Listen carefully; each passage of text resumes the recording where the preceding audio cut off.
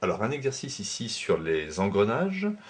Nous avons ici trois roues dentées, hein, je n'ai pas représenté ici les dents. Donc première roue, rayon petit r 20 cm, deuxième roue, rayon plus petit, r' égale 12 cm, et troisième roue, rayon r seconde égale 4 cm. J'ai représenté aussi les centres, au' et au second des trois roues.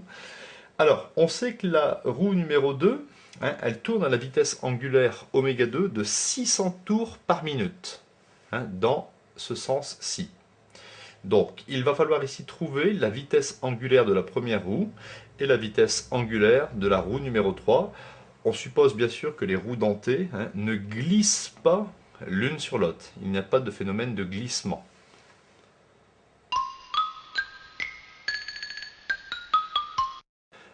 Alors, étant donné que les roues ici ne glissent pas l'une sur l'autre, hein, la vitesse d'un point de la périphérie de chaque roue, hein, est la même.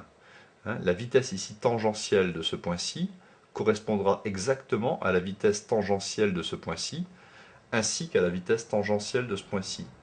Hein. Donc chaque point ici de la périphérie de chaque roue possède la même vitesse tangentielle v. Alors on sait d'après une formule que v est égal à r oméga. Donc ici c'est petit r multiplié par la vitesse angulaire de la poulie 1.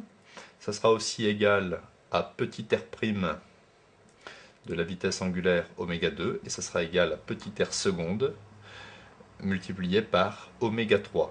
Alors, puisque les rayons r et r' et r seconde sont différents, forcément, les trois roues ne vont pas tourner à la même vitesse angulaire pour maintenir ici une vitesse tangentielle constante.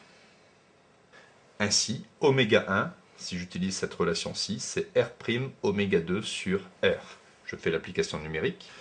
Petit r' et petit r, je le laisse en centimètres, puisque ici c'est un rapport. Hein, donc ça fait 12 sur 20 multiplié par 600, et je trouve que ici la roue 1 tourne à 360 tours par minute.